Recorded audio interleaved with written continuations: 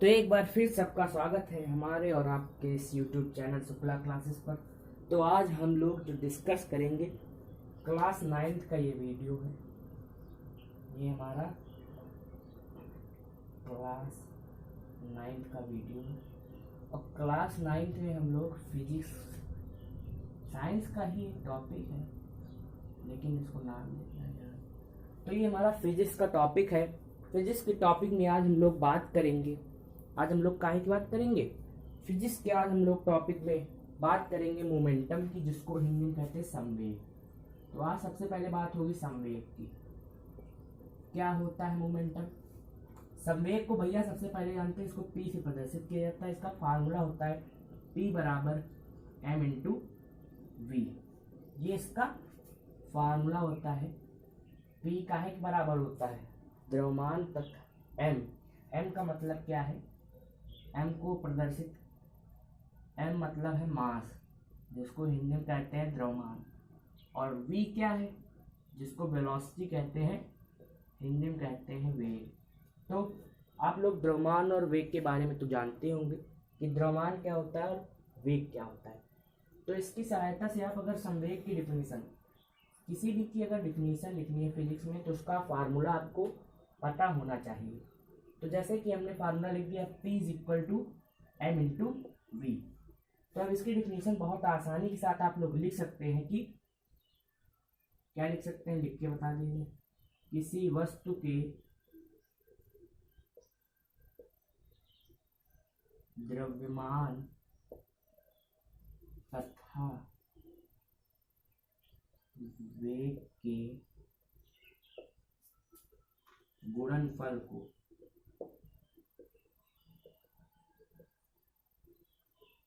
क्या कहते हैं? संवेग कहते हैं।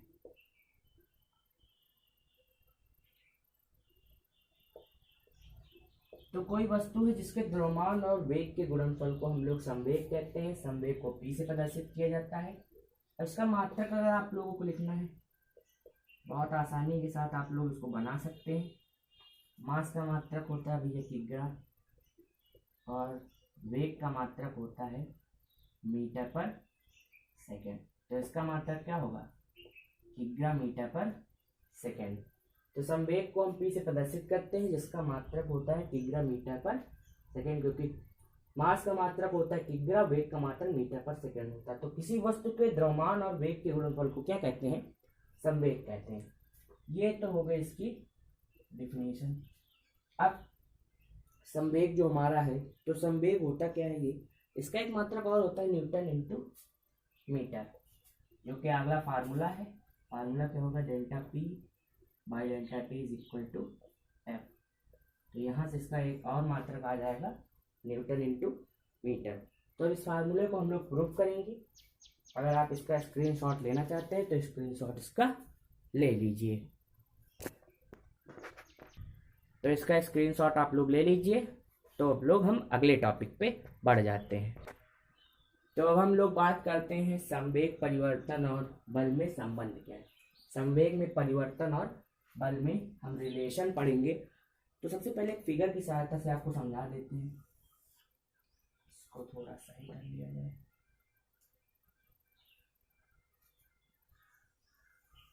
ठीक, मान लेते हैं कि कोई हम द्रव्यमान की वस्तु है, इसका द्रव्यमान है और इसका प्रारंभिक वेग u है, इस तरह गतिमान है। और भाई जब गतिमान है, अब t1 समय पर ये घटना हो रही है। जब समय क्या था? t1 था। तो समय t1 पर ये घटना हो रही है। अब यही वस्तु में एक्सेलरेशन आ जाता है, त्वरण, जिसको ऐसे प्रदर्शित किया जाता है। तो हमारी जो यही वस्तु है, ये द्रव्यमान तो चेंज होगा नहीं, इसका वेग बदल गया और अंतिम वेग कितना हो गया? v हो गया। और ये जो घटना है ये t2 समय पर है। तो पहले इसका माना फलाना जो आप है, आप अपने मन से लिख लीजिएगा। इसको लिख लीजिएगा। मान लेते हैं कि m द्रव्यमान की कोई वस्तु है, समय t पर जिसका वेग है u, और इन दो डेल्टा t समय पश्चात। डेल्टा टी क्या है? परिवर्तन है। भैया परिवर्तन कैसे निकालोगे? डेल्टा टी की वैल्यू क्या होगी? T2 माइनस का T1। तो डेल्टा टी समय पश्चात जिसकी वेलोसिटी जो है वो v हो जाती है और जिसके कारण त्वरण कितना हो जाता है, a उत्पन्न हो जाता है। तो अब हम लोग बात क्या करेंगे, अब हम लोग बात करेंगे सबसे पहले प्रारंभिक संवेग की। अगर इसको देखो, इतना लिखने के बाद आप लोग डालिएगा प्रारंभिक संवेग। तो प्रारंभिक संवेग को हम मान लेते हैं, हमने प्रदर्शित किया P1 और संवेग भैया सदिश राशि है क्योंकि इसमें वेग है और उसकी दिशा वेग की दिशा में होगी। ठीक, बताना आप भूल गए थे, यहाँ लिख लीजिएगा। प्रारंभिक संवेग क्या होगा, m इंटू प्रारंभिक वेग u वेक्टर। u भैया वेग है, वेलोसिटी में हमेशा दिशा होती है। अब बात आती है अंतिम संवेग की, मतलब t समय पश्चात उसका वेग कितना हो गया, तो संवेग में भी तो परिवर्तन होगा। अंतिम संवेग की, अंतिम संवेग को हम लोग प्रदर्शित कर रहे हैं P2 से। तो अंतिम संवेग का क्या होगा, m इंटू v वेक्टर। अब तो ये हमारा हो गया प्रारंभिक संवेग और अंतिम संवेग। अब प्रारंभिक संवेग हो गया और अंतिम संवेग हो गया, तो अब इसमें संवेग में परिवर्तन क्या होगा।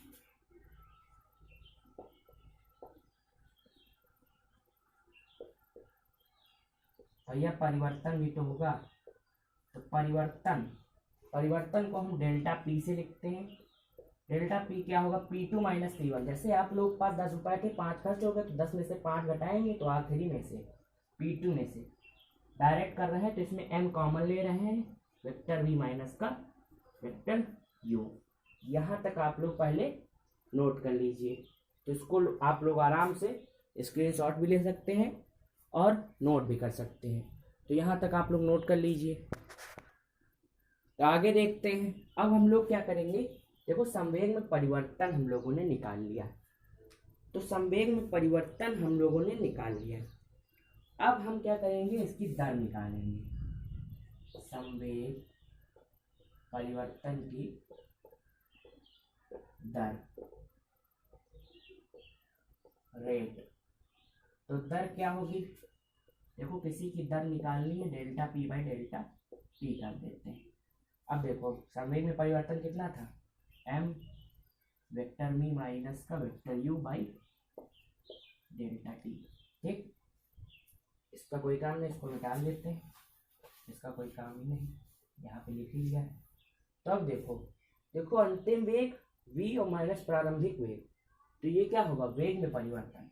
तो वेग में परिवर्तन को काहे से लिखते हैं, इधर लिख लीजिए, चूंकि वेक्टर v माइनस का वेक्टर u काहे बराबर होगा, डेल्टा v के।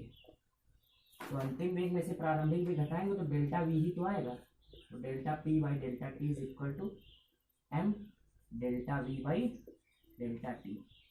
अब देखो delta v by delta T संवेग परिवर्तन की दर, यही तो लिखा है delta v by delta T. तो delta v by delta T क्या होगा, संवेग परिवर्तन की दर को क्या कहते हैं, एक्सेलरेशन, त्वरण। तो इसको हम लोग यहाँ से यहाँ पर लिख देंगे।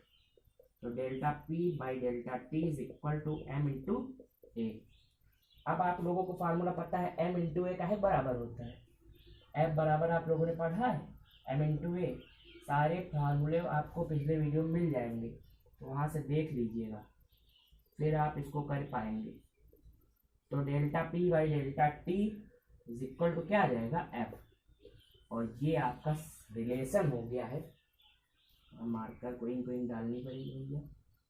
तो रिलेशन क्या हो गया, डेल्टा पी बाई संवेग परिवर्तन, delta P by delta T is equal to F.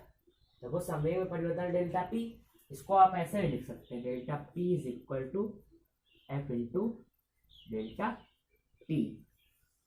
तो ये हमारा रिलेशन हो गया है, और यही जो है हमारा संबंध होता है संवेग परिवर्तन तथा बल में।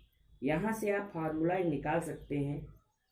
तो इससे सूत्र भी निकाल सकते हैं कि संवेग परिवर्तन की जो दर है वो बल के बराबर होती है। संवेग का फार्मूला यहीं से मात्रक जो न्यूटन इंटू मीटर।